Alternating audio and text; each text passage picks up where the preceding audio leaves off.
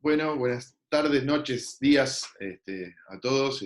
Vamos a iniciar una nueva entrevista en este ciclo que estamos ofreciendo a través del Instituto de Justicia Terapéutica del Colegio de Abogados Loma de Zamora, dirigida específicamente a profesionales.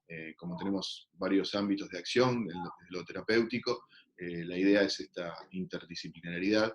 Y para el caso de hoy tenemos al doctor Omar Alejandro Ledesma.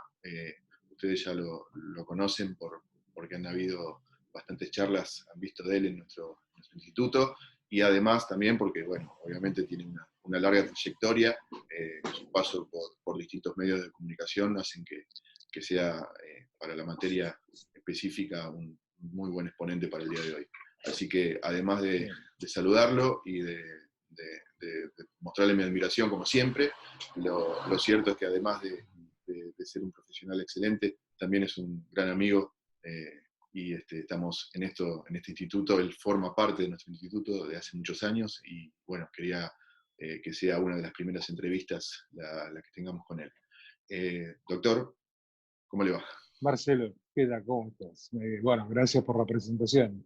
No, al contrario. Y Y un bueno, placer dirigirnos a este público y al destino que tienen estas charlas, que son las de formar, crear una nueva conciencia, romper tabúes también, romper con mitos que se vienen arrastrando y que en realidad se han ido perdiendo a lo largo del tiempo, por eso queda el mito, nada más, ni siquiera la historia.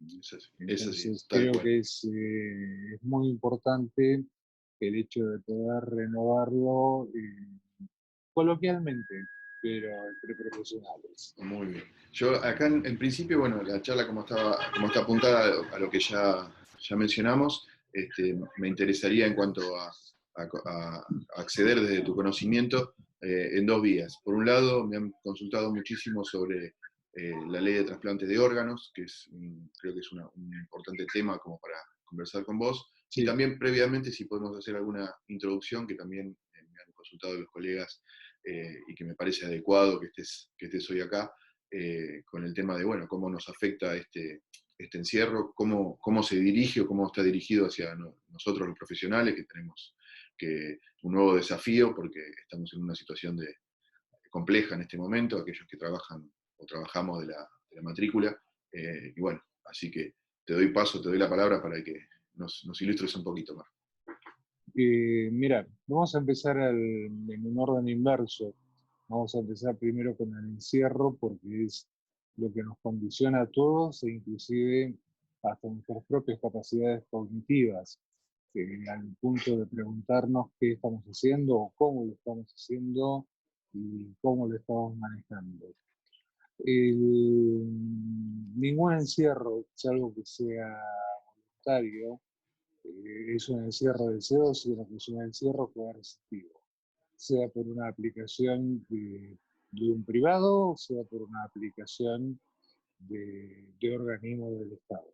La cuarentena no deja de ser eso, en este caso, y la forma en la que fue tomada la cuarentena tiene muchos componentes sin serlo, como el todo, sin estar tipificada de una forma específica, tal cual lo da la Constitución, pero tiene muchos componentes de un estado de sitio. Que otros países, de hecho, lo han decretado el estado de sitio. Acá me parece que no estoy en la cabeza de un político, pero no se ha decretado el estado de sitio por una cuestión de mala experiencia con los uniformes y claramente también de situaciones que no tienen que ver o en las cuales no había necesidad.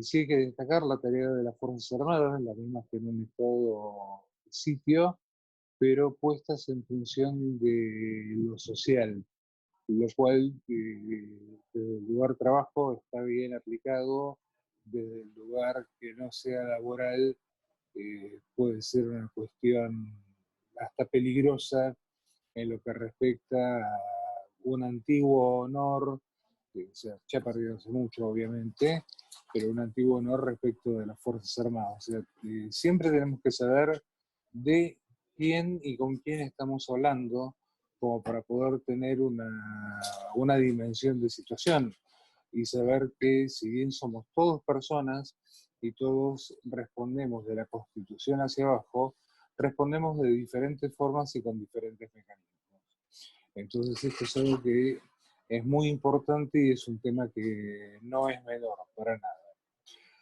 En lo que respecta al encierro, a esta forma coercitiva, finalmente, de trazarse una cuarentena, Argentina fue uno de los países precursores en esta cuarentena a nivel mundial y fue precursor con buenos resultados, mientras en Italia, y en España y en Estados Unidos continuaba la libertad de movilidad. En Argentina ya había cuarentena y comenzaba lentamente a verse un aplanamiento de la curva en lo que es contagio, incubación y por ende manifestación de la enfermedad por COVID-19 en cualquiera de sus variantes. Hoy en día son los 3 países que están lamentando con más vehemencia todas las pérdidas que tuvieron en una cuarentena tardía. En una noticia de hace de la mañana, de hace unas horas, Estados Unidos le quita el apoyo financiero a la Organización Mundial de la Salud, con lo cual también esto nos pone en una situación de pensar qué estaba haciendo entonces la Organización Mundial de la Salud cuando se supone que es un ente autárquico y completamente independiente de cualquier otro gobierno. Es una situación muy compleja la de la OMS en este sentido, al punto de perder su credibilidad cuando Trump alegremente anuncia esta medida. La medida, más allá de todo, puede estar bien tomada o mal tomada, pero claramente sí es una medida de presión, una medida coercitiva y una medida que no ayuda ni beneficia a un organismo con el que todos, en todas las carreras donde hubo un contenido biológico, y el derecho no es la excepción, en tanto tratamos con personas, siempre el máximo estamento, siempre lo máximo en decisión, siempre la espera de decisiones, la decisión final, eh, los cambios, los protocolos, y así puedo seguir con una larga lista toda la tarde, pero siempre dependieron de la OMS. O sea, siempre esto estuvo en manos de la OMS, y este anuncio de Trump me parece un anuncio muy poco oportunista, siendo que en este momento es el país que está a la cabeza, superando a China en su momento, a Italia y a España, que están a la cabeza de la cantidad de contagiados por un lado y de fallecidos por el otro. Es muy triste ver, ayer estaba leyendo una nota de la isla Hart, que está frente a las costas de Brooklyn, a 750 metros exactamente, donde funcionó una base misilística, funcionó una usina, un orfanato, un manicomio y un hospital. Completo. No sé si es claro, completo el asunto. Y que es el lugar donde están haciendo las fosas comunes para poder enterrar a todos los cuerpos de la epidemia de COVID-19. Entonces es algo tremendamente grave que la persona, o sea, al ser una muerte infecciosa, o por una patología infecciosa, para ser correcto, para expresarlo, es una muerte en la cual la persona no vuelve a ver a su ser querido. Lo que le pueden llegar a dar si logra poder mantenerlo, o sea, si acredita documentación de que es su ser querido, es el hecho de una cremación, pero no lo ve nunca más. O sea, el último lugar donde lo ve es la cama de terapia intensiva y después lo recibe en una urna. Y en el caso de los no name o John Doe's, o sea, las formas de no identificación con las que se denomina Estados Unidos, están cavando unas fosas que son gigantescas, inclusive hasta se ven desde, como veníamos hablando, respecto de estos entierros masivos, la isla Hart, que es una isla que está a 750 metros nada más de la costa de New York. Muchos neoyorquinos no la conocen, esta isla, y en realidad es una isla que tuvo múltiples utilidades, como ya lo habíamos hablado, y la última en este momento es que se están estableciendo allí las fosas comunes para entierro de pacientes muertos por coronavirus. Acá nos enfrentamos a un problema también, porque nosotros como médicos, por regla general, estudiamos a la persona estando en vida. Entonces, en este momento estamos al tanto y conocimiento de las formas de contagio, de qué es lo que pasa, qué es lo que deja de pasar, cómo nos manejamos en este tipo de situaciones, pero por ejemplo no conocemos la infectividad o la tasa de contagio que pueda generar un muerto, o que pueda generar varios muertos. Sí tenemos una escala progresiva y exponencial respecto de este tipo de situación, pero no conocemos cuánto contagian muertos. Entonces, por eso las medidas que se están tomando. En cierto modo, estamos replicando, por falta de conocimiento también, la peste bubónica en Europa en el medioevo, en el bajo medioevo. O sea, Porque podemos decir que lo que se trata de este tema puntual, qué sucede en la posvida, vendría a ser, ¿no? Después de la vida, para la exactamente. medicina estamos retrotrayéndonos a siglos pasados, lisa y Y llanamente. estamos retro...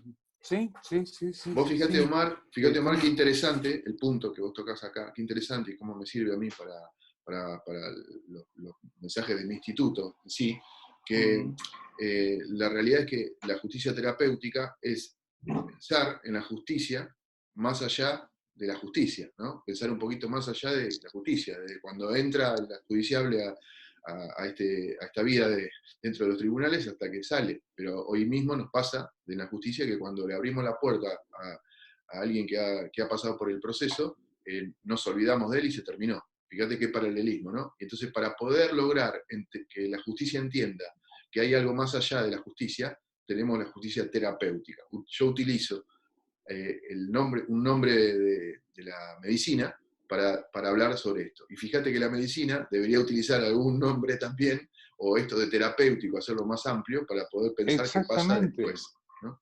A ver, supuestamente la raza humana, si todo va así, se va a ver diezmada, pero va a seguir existiendo.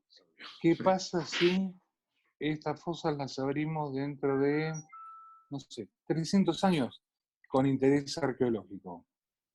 Puede no pasar absolutamente nada, o puede ser que haya una nueva peste, un nuevo tipo de virus. Obviamente el virus vive en la célula y anida en la célula se descompone, pero mientras tanto el virus en una célula que está en un proceso degenerativo, ¿realmente continúa su actividad o detiene su actividad en forma inmediata con la actividad de la célula? O sea, O creo que puede quedar tenemos que... en un letargo también, esperando. Exactamente, exactamente. Entonces, esto es lo que nos tenemos que plantear porque todas estas enfermedades no casualmente fueron pensadas, algunas diseñadas, no hablemos del virus Wuhan o COVID-19, pero fueron pensadas o diseñadas como armas de guerra biológica. O sea, la guerra ya no se libra en campos de batalla, sino que se libra en pantallas. Se libra en sitios virtuales contra sitios virtuales. y obviamente la matanza que se logra es muchísimo mayor. Entonces, ¿cómo podemos prevenir desde la medicina y desde el derecho esta cuestión de decir cómo podemos prevenir desde el derecho esta cuestión de decir, bueno, a ver, ¿qué pasa? ¿Cómo implementa un derecho a futuro? Porque supuestamente una cosa es generar una jurisprudencia y que esa jurisprudencia se va a mantener mientras el caso sea un caso válido, y otra cosa es no generar absolutamente nada porque no tenemos conocimiento, no tenemos forma, no tenemos manera de poder acceder, y en 300 años ninguno de nosotros va a estar, pero el Instituto del Derecho va a permanecer como un mecanismo constante de la sociedad, más allá del tipo de gobierno al cual estemos sometidos. Entonces se plantea una cuestión filosófica acá en el medio y que apunta justamente a esta terapéutica. Ayer hablábamos de nuestro programa de radio, Abogados en Off, al cual vos ya estás invitado hace siglos. Prometo ir ahora en esta situación, ¿no? Por Y favor. podemos salir a través de Exacto. este sistema. Exactamente. Sí, de Y, hecho estamos saliendo a claro, través de... y les digo a los oyentes de estas entrevistas que, bueno, que no se lo pierdan porque es un programa, pero muy interesante, muy interesante. Así que, seguido, Marcelo. Muchas gracias.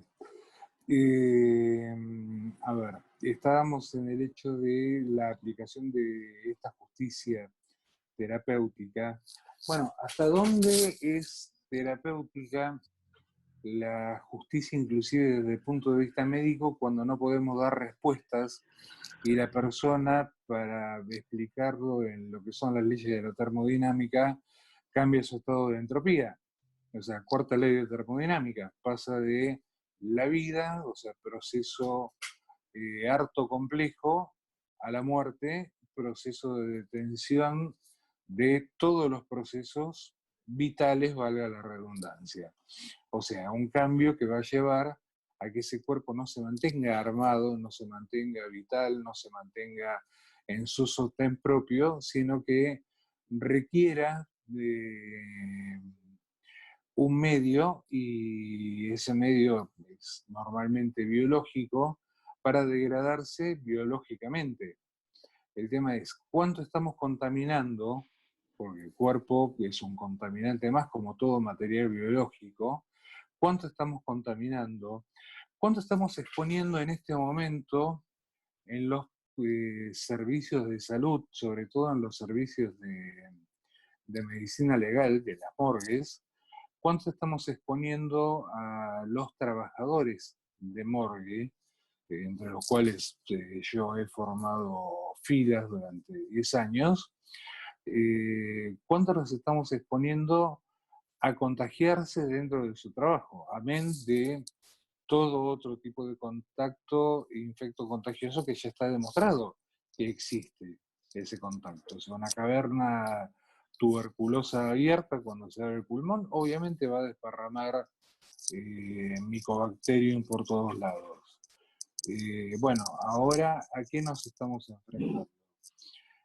Aún en vida de la persona, seguimos en una postura en la cual tenemos menos respuestas que la cantidad de preguntas que se nos están generando. Y por otro lado, un detalle que no es menor, es por qué este virus no genera inmunidad o por qué hay casos de reinfección. Vamos a verlo desde un lugar correcto. Y hay casos de reinfección porque se estima que cuando el virus llegó a la Argentina, cuando se detecta un caso cero acá, que en realidad este caso cero fue anónimo porque el virus comenzó a progresar y descubrimos esta escala exponencial hacia arriba y que no paraba y no paraba, sobre todo a través de los muertos, con patologías respiratorias y sin una explicación. Cuando vimos todo esto, bueno, a ver, ¿a qué nos estamos atendiendo? ¿A qué nos estamos enfrentando? Y el virus se estimaba, esto igual continúa siendo un estimativo, Se estimaba que había mutado ya desde su origen hasta su punto de llegada, por lo menos acá en la Argentina, 146 veces. Lo cual, al cambiar las proteínas de superficie, porque son estas proteínas o los ligandos generados por estas proteínas los que permiten su unión y su paso a la célula para tomar contacto con el ARN de las células y así replicarse, eh, es un elemento que es peligrosísimo porque el virus que fue cuando llegó no es el mismo que estamos tratando en el día de hoy. O sea, estamos hablando de dos tipos de virus completamente distintos con una X cantidad de mutaciones. Por eso es que estamos viendo casos de reinfección por coronavirus, por COVID-19. Por eso es que Porque el organismo puede no detectar que es el mismo porque ha mutado. Entonces la mutación hace que es la reinfección. Eso es exactamente, a ver, una proteína que podía resultar parte del virus, por decirlo de alguna manera, tiene que tener una solución empática con la célula a la que va a invadir. Cosa de poder atraerse mutuamente para poder el virus entrar y a partir de ahí reproducirse. Técnicamente, como virus entendemos una partícula con una múltiple carga de distintos componentes orgánicos o bioquímicos orgánicos, pero que técnicamente no tiene vida, aunque tampoco está muerto. O sea, requiere de la participación adentro de una célula huésped para que esa célula le dé la posibilidad de continuar replicándose y así salir del cuerpo y trasladarse a otro nuevo huésped. Y en este caso las infecciones son exponenciales, porque por cada uno se contagian dos contagian a cuatro y bueno, así continuamos con la escala. Por eso la subida tan abrupta de las escalas, que fue lo que vimos ayer, que estaba explicando el presidente de ayer o anteayer, el presidente de la Nación, el nivel Alberto Fernández, respecto de esta situación. Y políticas o no de acuerdo, pero sí tenemos que estar conscientes de que la explicación que dio es una explicación muy coherente. A este punto también corresponde al alma del profesional, sea médico, sea abogado, sea un no profesional inclusive, el saber discernir la información para no quedarse con información basura. Y esta información basura estuvo dada desde muchos sectores tendenciosos y yo por mi parte, y me hago cargo de lo dicho, siempre lo dije porque lo empecé a tratar muy temprano en nuestro programa de radio, creo que por una cuestión de dignidad propia, el doctor Ginés González García debiera presentar su renuncia, porque no puede argumentar bajo ningún tipo de concepto que China está lejos. O sea, que China está a 14.000 kilómetros, por ende el virus no va a llegar. Y después cuando llegó, que tardó 12 días en llegar después de esa frase tan feliz, dice, no lo esperábamos tan rápido. Entonces, un ministro de salud, una persona formada en salud, un médico, asesorado por equipos de asesores, no puede decir desde su lugar y desde su investidura semejante cantidad de barbaridades pensando que esas barbaridades van a salir gratis. Vuelvo a lo mismo, afirmo mi concepto de que Ginés González García no tiene que estar en el Ministerio de Salud justamente por este tema. No es una persona apta. Si, a ver, en el derecho y en menor parte también en la medicina, el abogado y sobre todo el juez, que es el que entiende el derecho y dice del derecho lo que él interpreta que el derecho dice. Esto a un juez no se lo perdonaríamos nunca, porque esto sería una sentencia. Sí, tal cual. O sea, Sí. Claramente no, para un juez, imposible. claramente no. O sea, claramente para un juez esto involucra una situación de jury de enjuiciamiento, si alguien lo denuncia. Y acá tenemos un ministro que sigue en los medios, y sigue dando vueltas y con su presencia creo que sigue siendo más bulto del necesario. Entonces me parece una situación muy peligrosa tener un ministro de salud de crisis. O sea, no tenemos un ministro de salud de trinchera, que es lo que necesitamos en este momento. Alguien Es que como esté a la altura. la división del médico entre clínico y emergentólogo. Prácticamente te diría. Exactamente, exactamente, tal cual. O sea, el emergentólogo tiene que estar preparado para todo con el barro hasta la cintura. El clínico puede esperar tranquilo, confiando en el emergentólogo que le va a resolver el problema. De inicial, por lo menos, ¿no? Omarcito, yo Entonces, para no desviarnos, la verdad que es interesantísimo esto y la verdad que a eso también, a lo que vos decís de la mutación, que me parece importantísimo para entender la mecánica del virus, también habría que pensar el por qué hay personas asintomáticas y el por qué los menores de edad no tienen una consecuencia gravosa como si los mayores, ¿no? Que entiendo que eso tiene que ser por una cuestión orgánica, ¿no? De es por células. una cuestión de sistema inmunitario.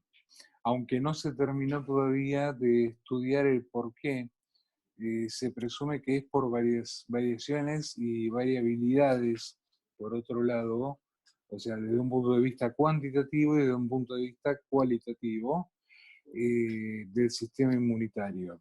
Y el Obviamente que asintomático, mientras perdón, y el asintomático, ¿por qué existe una el persona asintomática? asintomático es una persona que puede contagiarse, como vos, como yo, y no presentar ningún tipo de síntomas porque el virus no encuentra una capacidad de progresión. O sea, ese cuerpo le resulta hostil para generar su reproducción. No obstante, sí le sirve como bastión para poder colonizar sus murallas y abastecerse hasta que encuentre algo más apto.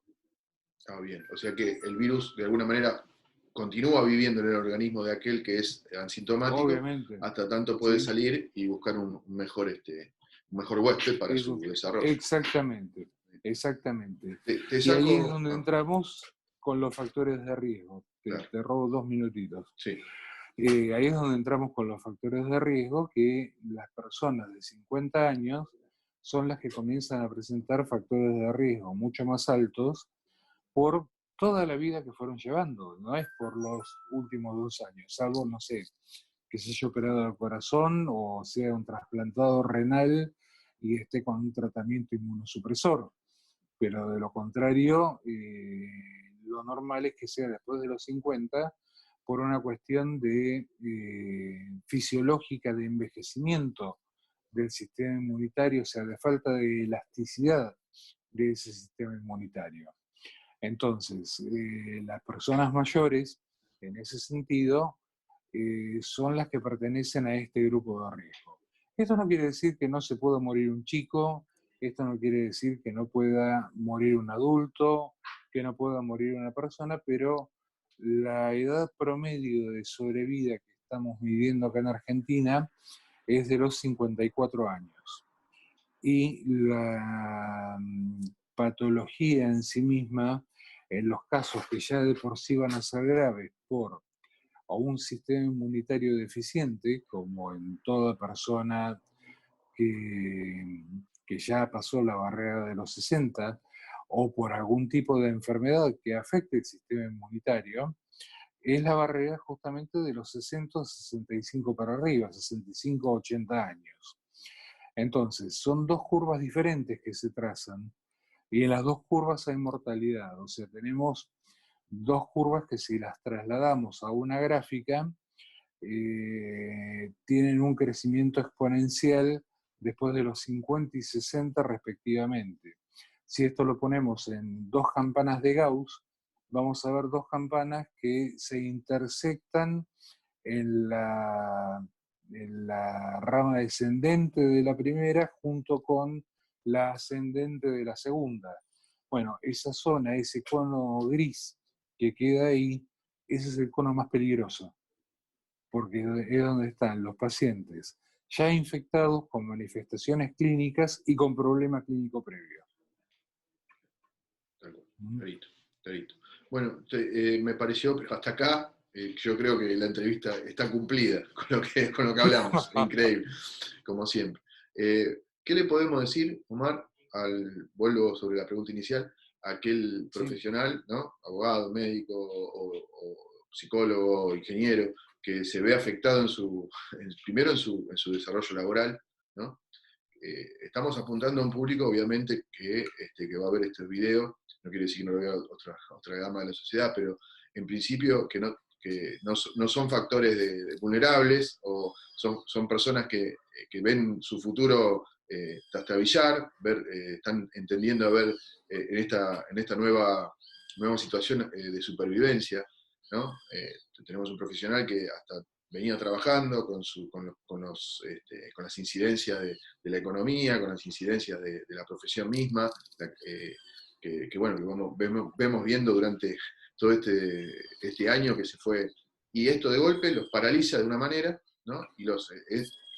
Entiendo que psicológicamente o psiquiátricamente esto tiene una incidencia poderosa en el desarrollo de la persona. Es importantísimo. ¿Y cuáles son aquellas recomendaciones desde la medicina que podemos tomar como consejo como para avanzar en este camino, ¿no? Por lo menos por ahora? Yo siempre digo que los seres humanos somos tan diferentes uno del otro que somos todos estereotipados. O sea, nos repetimos todos constantemente. Entonces, como están las cosas, al lugar donde estamos reaccionando del mismo modo que hemos reaccionado a cada crisis que hemos tenido, porque es la forma que conocemos de poder reaccionar, sobre todo en este país, desde un lugar social, desde montones de lugares que nos den la posibilidad de establecer una reacción.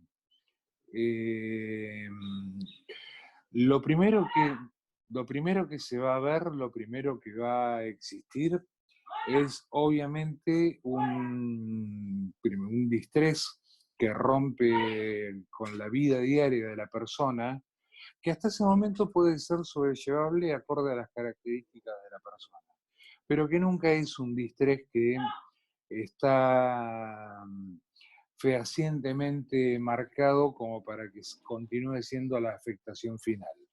Sin embargo, es un disparador importante a punto de partida de la incertidumbre, que es uno de los mayores distresores que tiene el ser humano. La incertidumbre representa miedo, es el conocimiento del desconocimiento que tenemos.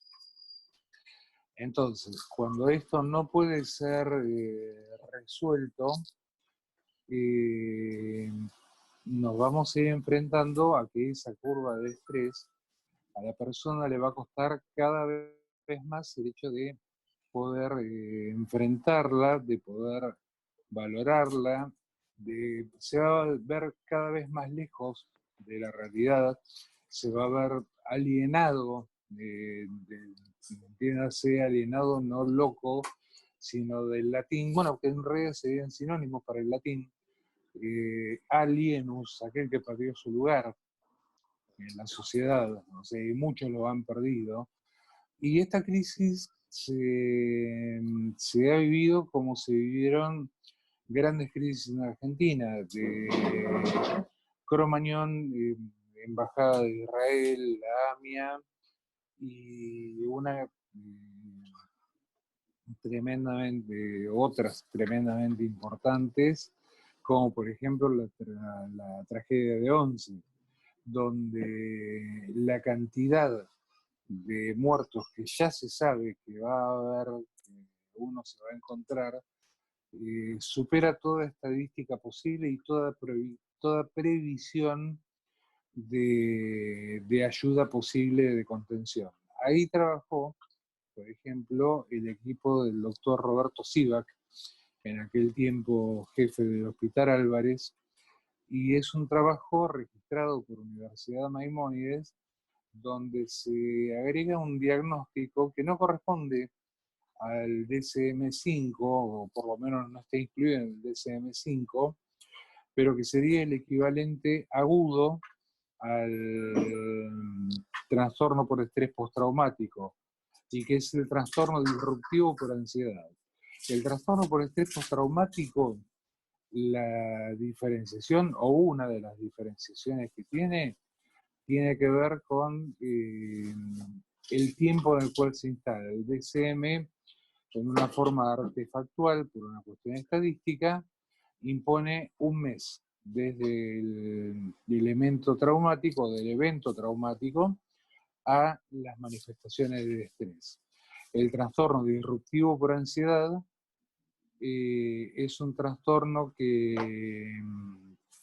comienza en el mismo momento que el trastorno se vive.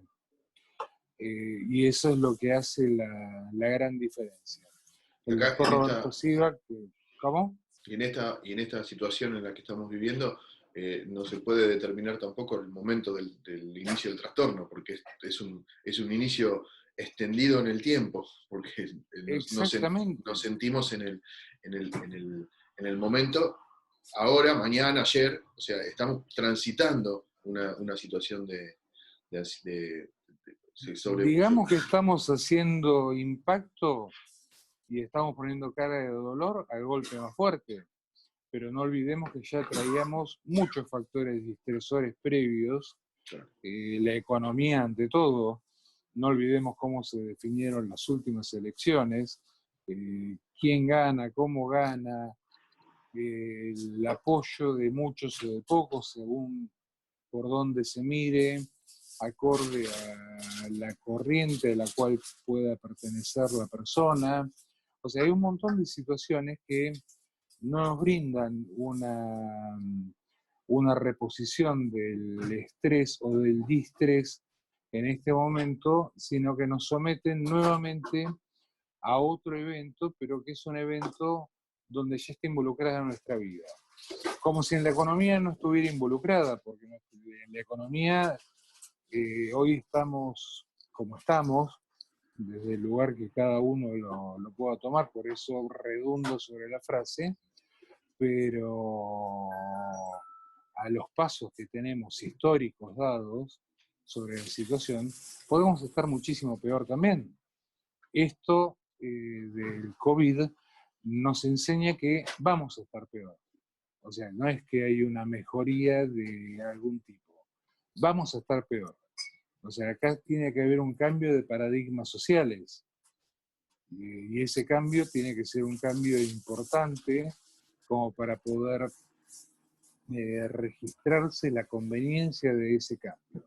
Bueno, ese cambio que responde a un estrés de unos pocos días, si se quiere, un trastorno disruptivo de la ansiedad, o un estrés postraumático después de un mes de ser vivido, sobre todo una persona de nuestras edades, aproximadamente en la franja de los 40-50, que ha atravesado diferentes tipos de situaciones, por asociación necesariamente y por carga afectiva que produce esa asociación, vamos a estar expuestos a encontrarnos con algo que nos es completamente negativo y peligroso para nuestro psiquismo, pero sin posibilidad de solucionarlo.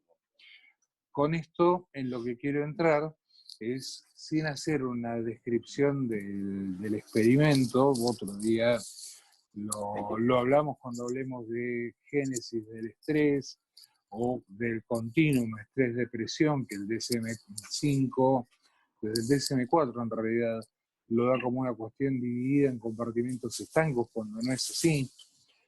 Pero si hay una posible charla sobre génesis de la depresión o génesis del estrés, vamos a ver que acá hay una relevancia y una importancia de lo que es el síndrome de desesperanza aprendida.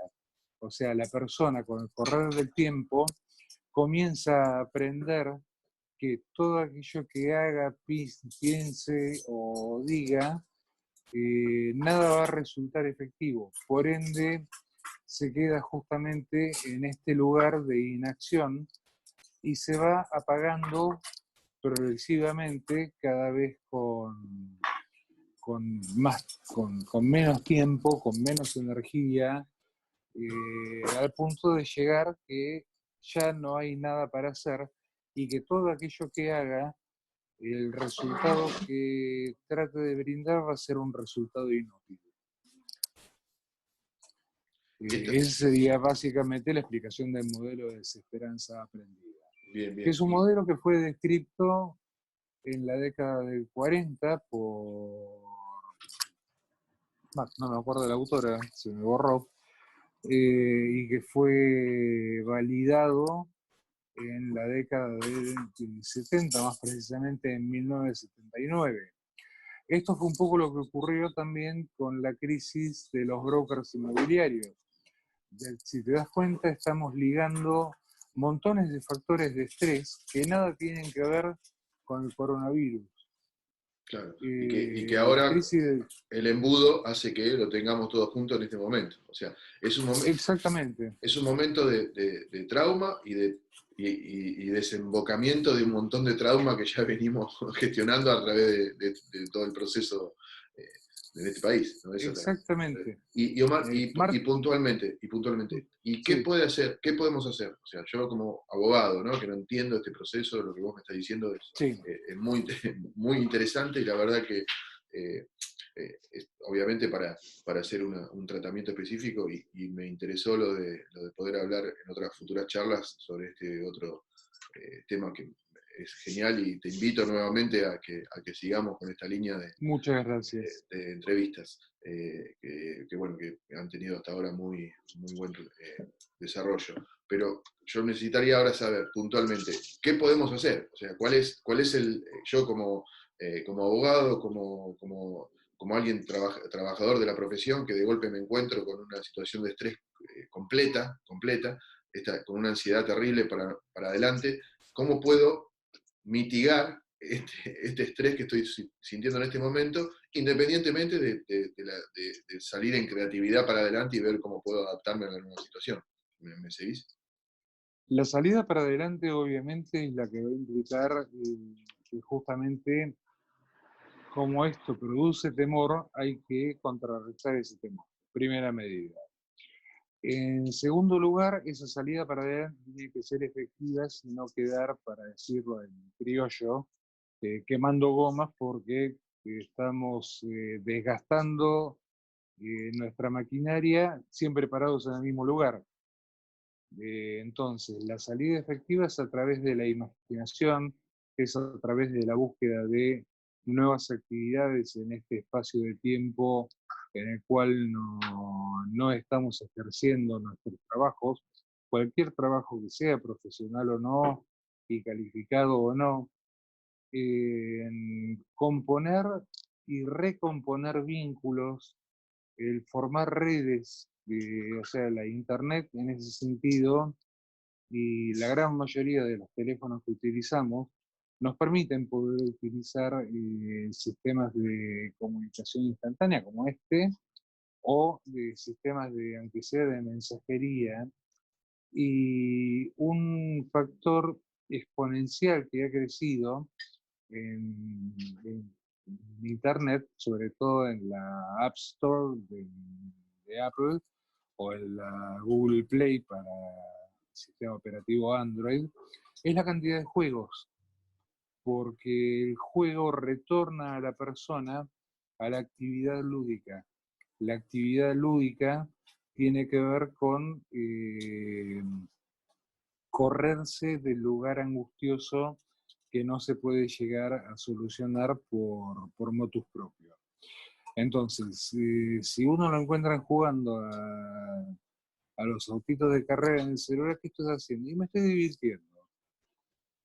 O sea, ponerle un nuevo contexto a la situación, sin olvidar obviamente quiénes somos, qué debemos hacer, en qué momento debemos estar, pero la actividad lúdica y las reuniones son Mejoran. fundamentales Y en este tipo de sentido. te hago una consulta que también me han consultado de este tema, porque también se ve mucho esta dicotomía, ¿no? Decir, no, hay que hacerse una rutina, porque esa rutina te va a permitir que vos, y por otro lado te dicen, no, la rutina es mala porque la rutina va a hacer que vos no podás hacer las cosas que hacías normalmente. O sea, trasladar la rutina que teníamos a esta nueva forma de vida es imposible. O sea, no hay Sí, forma. es imposible, ¿no? Y no tener una rutina también genera un desvarío, porque hay gente con el que he hablado que me dice, no, yo me levanto ahora, me levanto a las 2 de la tarde y me duermo a las 5 de la mañana, y para mí el día y la noche es exactamente lo mismo. Estoy perdiendo, esto lo digo continuamente porque justamente la palabra cuarentena me habla de un periodo de tiempo, y lo que precisamente estamos perdiendo en esta cuarentena es la idea de espacio-tiempo, ¿no? Es una cuestión Exactamente. más filosófica, pero esta rutina, ¿es buena o no arrutinarse o hacer un intermedio? ¿Qué consejo es el mejor? El ser humano para vivir, inclusive hasta por ritmo circadiano, o sea, el ritmo que nos orienta día, noche, luz, oscuridad, que genera diferentes secreciones de hormonas o de sustancias en el cuerpo que van a repercutir a corta, media y larga distancia dentro del organismo, eh, nos obliga a tener una rutina por más que no querramos tenerla. O sea, esa rutina va a estar siempre, porque ya es innata del ser humano. O sea, perder la rutina es, digamos, el paso final hacia la alienación. Como habíamos hablado antes, y este es un concepto que es muy particular, pero nuestras raíces, las del derecho y las de la medicina, se emparentan en el latín y en el griego. Por ende, un buen abogado, del mismo modo que un buen médico, deben saber latín y deben saber griego, para no tener que estar generando explicaciones redundantes. No es una crítica, es simplemente un comentario, y vos me conocés como soy exigente con eso, sobre todo con el latín. No, O sea, cuando termine con el latín, se viene con el griego. me has hecho incursionar en algunos caminos que tendría que haberlo tenido en su momento, ¿no? Cuando uno estudia, pero bueno, esto es así, tanto nuestras dos profesiones requieren inevitablemente de una actualización constante, ¿no? Exactamente. Y en esa actualización no podemos cortar con la rutina, porque la rutina es la que rige y es regida mutuamente. Eso es un sistema de corregencias del ritmo circadiano. O sea, estamos presentes en el ritmo circadiano a través de nuestras rutinas, no de otra cosa. No podemos a partir de otras cosas. Que esa rutina después la adaptemos para que los espacios huecos tengan otro tipo de contenido, sea desde hacer yoga hasta el hecho de poder establecer una charla con amigos en una videollamada, está perfecto. Cada cual va encontrando su propio nicho, su propio espacio. O sea, todos tenemos nichos en la sociedad y justamente los defendemos porque es nuestro nido, el nicho. Es el lugar a donde volvemos a brevar siempre. Entonces, defendiendo ese nicho, vamos a tener la posibilidad de que todo aquello que hagamos nos va a dar un margen de seguridad en el cual no nos movamos de nuestro lugar, pero sí podamos salir a dar una vuelta tranquilos, sabiendo que ese nicho nos espera. O sea, Yo creo que esa sería la explicación más lógica, o sea, diversificarnos de nosotros mismos.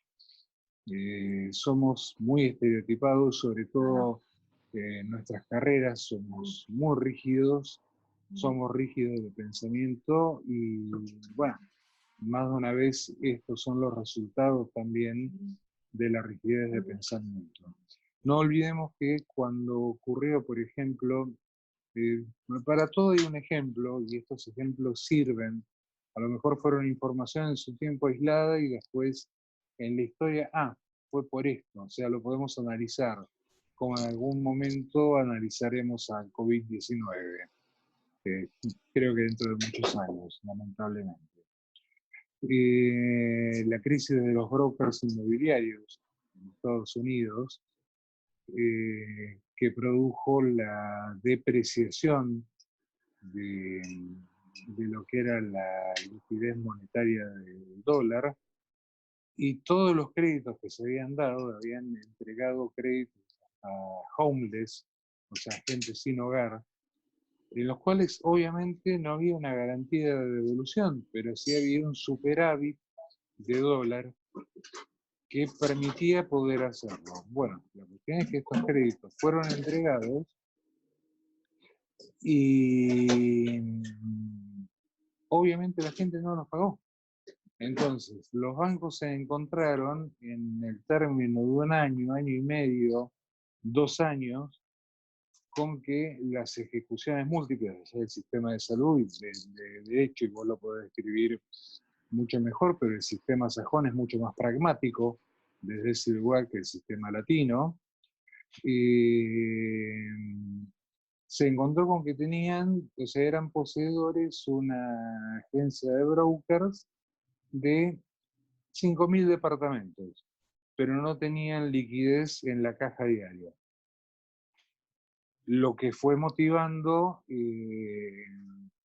la salida de estos brokers del mercado, porque cayeron por su propio peso, estos brokers, y hubo una epidemia de suicidios en Estados Unidos. Tiempo después de la caída de los brokers y cuando se normalizó la situación, se descubrió que esta crisis había sido planificada, había sido planeada para llegar a un resultado que fue el que se estaba buscando y que se llegó con todas las metas, que era hacer una limpieza, de algún modo, de una depuración social desde algún lugar, por una parte, y una limpieza dentro del mercado de los brokers que eran más débiles. Sin embargo, cayeron los fuertes como la Lehman Brothers, que era una de las casas más antiguas de Gran Bretaña, que va a Estados Unidos. Eso ya nos da una idea de la antigüedad. ¿Cómo se solucionó esto? ¿O cuál fue la solución que dio el gobierno central de Estados Unidos? Que para salvar la caída de los brokers necesitaba una inversión X, una inversión de cientos de miles de millones de dólares. Reforzó las guardias psiquiátricas, porque sabían lo que iba a pasar.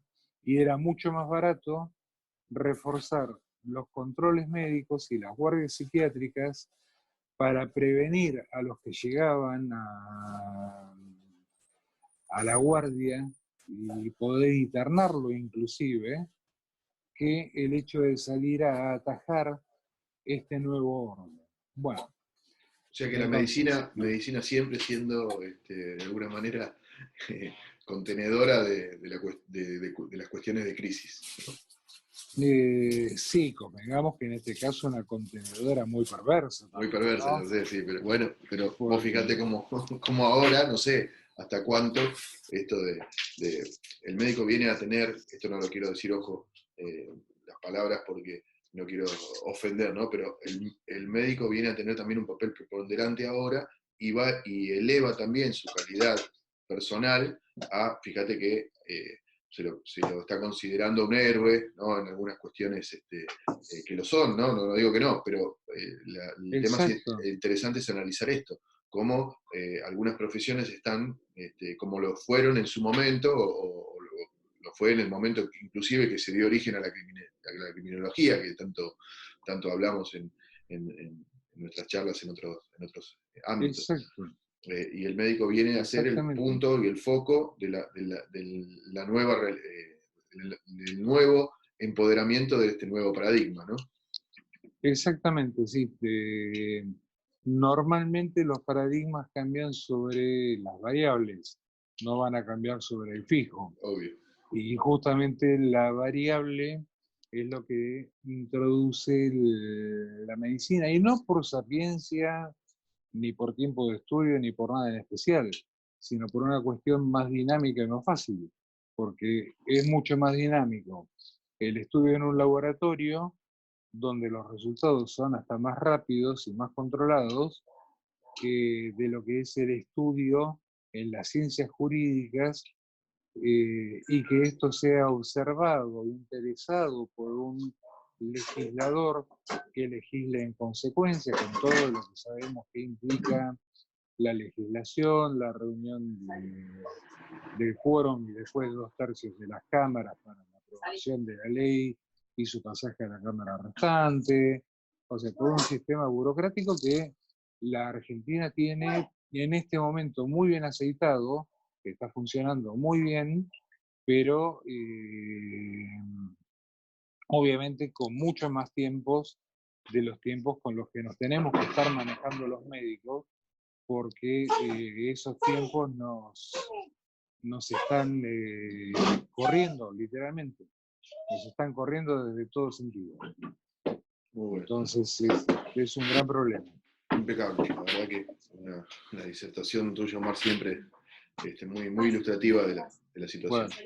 Bueno, Yo te propondría lo muchas. siguiente, porque Sí, veo que para que no se haga muy denso tampoco para el televidente, el televidente digo como si fuera que estoy en un canal de televisión, claro. para que no Y se... más o menos. Más o menos, estamos casi, me falta poco para Fantino en mi ego, dice uno. Claro, La tal realidad cual. es que tratar de ver si podemos eh, hacer un resumen o enfocarnos en este tema y dejamos el tema de lo que tiene que ver con la ley de trasplante de órganos y quiero que des algo también de violencia de género, también Dale, relacionado con la cuarentena, para una charla posterior, si te parece. excelente. ¿Eh?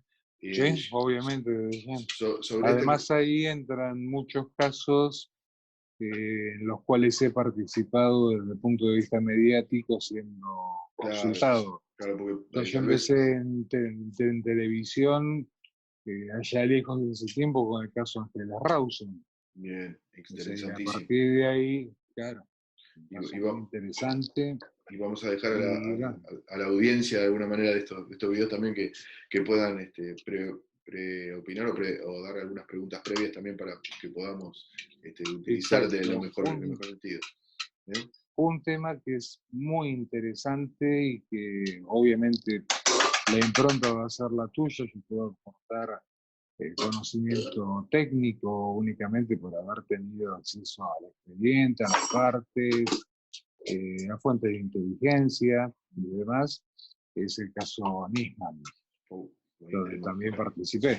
tenemos para hablar O sea, muchísimo en ese sentido. Y exactamente. aparte lo interesante y lo que creo que tu condición de médico, de estudiante de Derecho y de cuasi periodista, podríamos decirlo, por nada más porque te falta el Sí, título, pero no por otra cosa, creo que es que lo que nos aporta a la profesión, para los abogados, y mismo para los médicos, es esta mirada que es muy interesante y que yo quiero que llegarles con esto y quiero redundar en esta situación, esta mirada desde la otra ciencia, ¿no?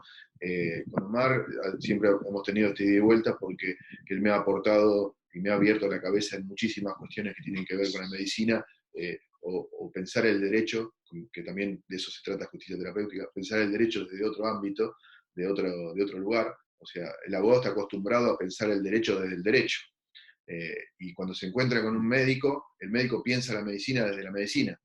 Es muy raro encontrar gente como vos, Omar, que tiene esta apertura mental para poder pensar la medicina desde el derecho y el derecho desde la medicina, o de otra ciencia, ¿no? Que hemos hablado muchas veces Sí, es cierto. hablando Sí. de esto. Y creo que, bueno, que compartirlo con los que vayan a ver el video, creo que es importante y les da una visión interesante, sobre la cual creo que también tenemos que hacer una entrevista, ¿no? Para ver estas conexiones y diferencias entre las dos carreras. Excelente, perfecto, me encanta la idea. Para finalizar, una reflexión final ¿Sí? tuya relacionada con lo que estuvimos hablando. Ya creo que quedó claro cuál es la forma de manejarse en esa situación.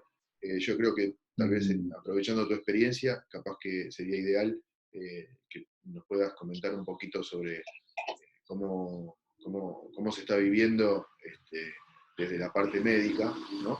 Cómo se está viviendo esta situación, relacionado también con muchas cuestiones que tienen que ver con el trabajo, ¿no? Con el trabajo, con el ejercicio de la profesión de la medicina, y también con esta nueva visión de colaborar desde lo jurídico, ¿no? Me imagino al médico que tiene que salir a la calle y que tiene que, lamentablemente, moverse desde la medicina y caminar sobre las reglas que están imponiendo a través de la cuarentena, ¿no? No es difícil, no es difícil para nada. Por lo menos para mí, ¿no? No me resulta difícil.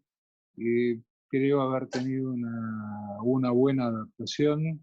No olvidemos que somos sobrevivientes de la reforma del Código Civil y Comercial, que si Vélez Sarsfield nos está viendo, se debe estar revolviendo en su tumba, por lo menos en algunos aspectos. Ni hablar de la ley de salud mental, ¿no? Que también sería un tema Bueno, importante. Eso es un desquicio. O sea, la ley de salud mental justamente es la muestra de lo que no hay que hacer desde la salud mental.